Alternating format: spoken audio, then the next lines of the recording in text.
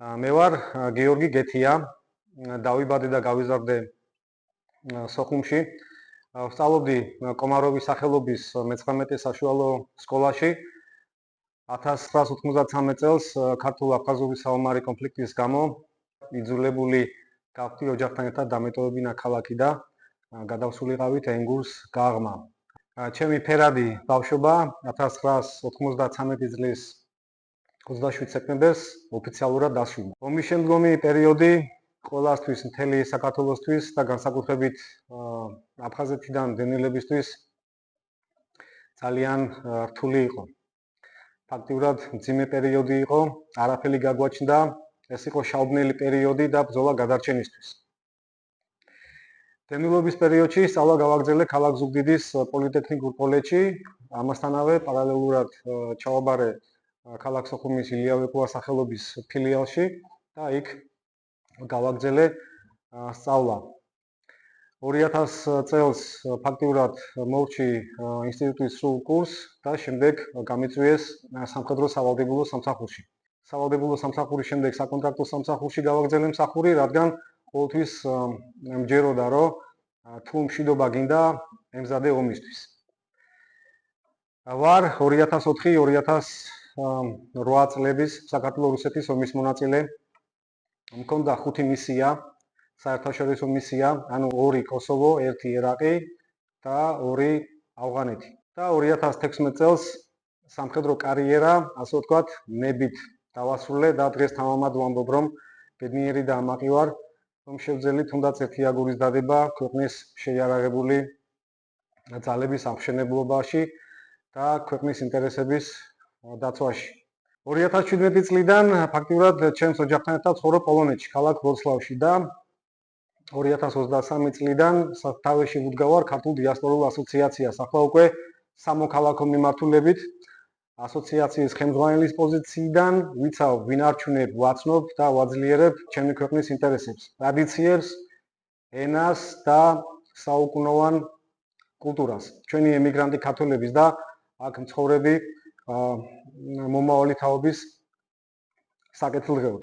ვროცლავში ასოციაციის შექმნის იდეა ჯერ კიდევ გეტყვით 2022 წლის გაზაფხულის დასაწყისში საქართველოს საპატიო საკონსულოში შედგა, სადაც ბატონ ვოიჩეხ ვრობელთან ერთად ვსაუბრობდით და განვიხილავდით სხვადასხვა საჭიროებო საკითხებს და სწორედ ამ შეხვედრის დროს მივედით დასკვნამდე, რომ აუცილებელი იყო ქართული სათვისტომოს გაერთიანება და მისი ინტერესების დაცვა.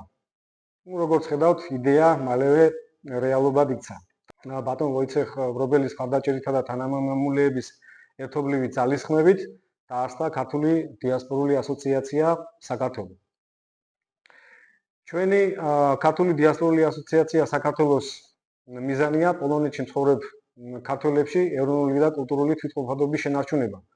ქართული ენის, კულტურისა და ტრადიციების პოპულარიზაცია, ხოლო ამოცანა კულტურულ საგანმანათლებლო საქმიანობის განხორციელება. და ვცდილობ, რომ ჩვენმა შვილებმა უცხო მიწაზეც შეინარჩუნონ ენა, ტრადიციები და კულტურა. მიუხედავად იმისა, რომ ჩვენი ასოციაცია ჯერ კიდევ ძალიან ახალგაზრდაა და ნორჩი, უკვე შევძელით რამოდენიმე მნიშვნელოვანი ნაბიჯების გადადგმა და მნიშვნელოვანი პროექტების განხორციელება. და ვთვლი ერთ-ერთ მთავარ პროექტად ქართული საკვირაო სკოლას, სადაც ბავშვები ინტერაქტიული და სახალისო მეთოდებით სწავლობენ ქართულ ენას, კულტურას და ტრადიციებს. გავხსენით ქართული ცეკვის სტუდია, რომ მომავალ თაობას ქართული ქორეოგრაფია და სული გადავცეთ.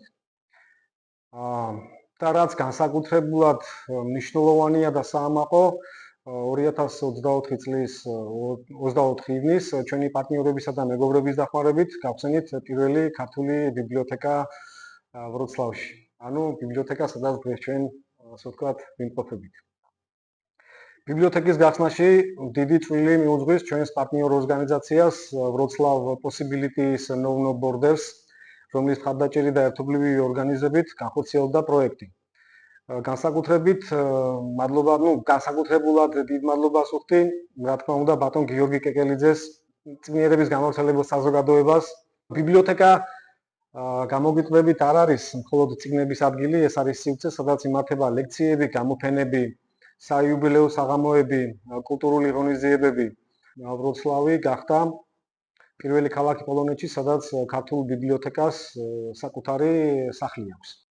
განსაკუთრებით მინდა აღვნიშნო პოლონელი ქართულოლოგის მაგდა ნოვაკოვსკას დიდი შრომა, სწორედ მისი თარგმნის წყალობით იქცა თამთა მელაშვილის რომანი შაშვი მაყვალი პოლონურ ენაზე წლის საუკეთესო, ასე ვთქვათ, წიგნად იქცა. ამ წიგნის პრეზენტაცია სწორედ ჩატარდა ქართულ ბიბლიოთეკაში. თვით ქალბატონი მაგდა იყო ჩვენი, ასე ვთქვათ, სპეციალური სტუმარი, რომელიც არის ქართული ლიტერატურის, კულტურის და ჩვენი ქვეყნის დიდი მოსიყვარულე და მეგობარი. ვიცი, რომ ემიგრანტის ცხოვრება მარტივი არ არის პოლონეთში.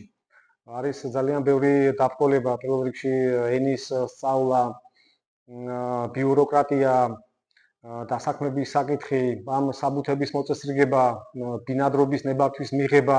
ეს ყოველივე რაღაც ხანგრძლივ და დამრევლ პროცესად იქცა.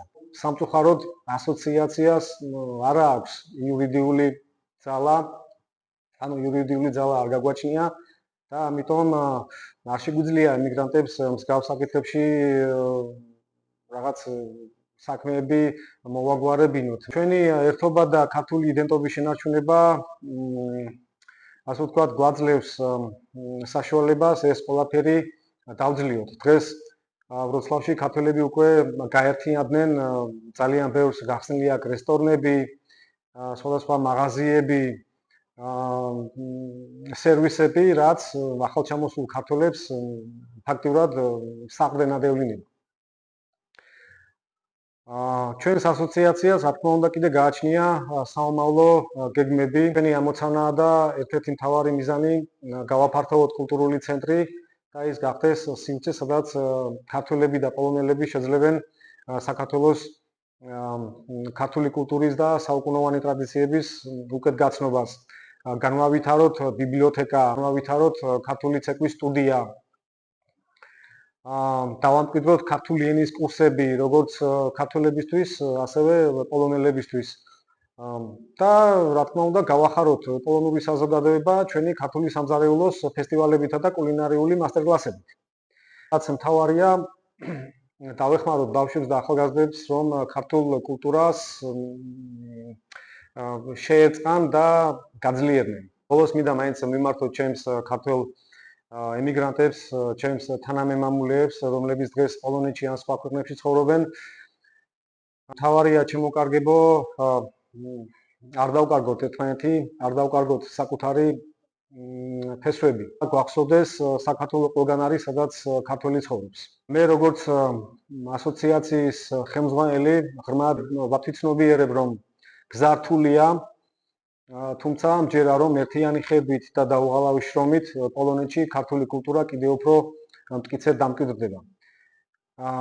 ჩვენ აუცილებლად შევძლებთ, რომ უცხოეთში ყოფნის მიუხედავად საქართველო ყოველთვის ჩვენს გულში და ცხოვრებაში იყოს. ღვთის წყალობა, დიდება და დღეგრძელობა არ მოაკლოს ჩვენს ქვეყანას, ჩვენს საქართველოს, ჩვენს ქართველ ერს. ჩვენთან არის ღმერთი.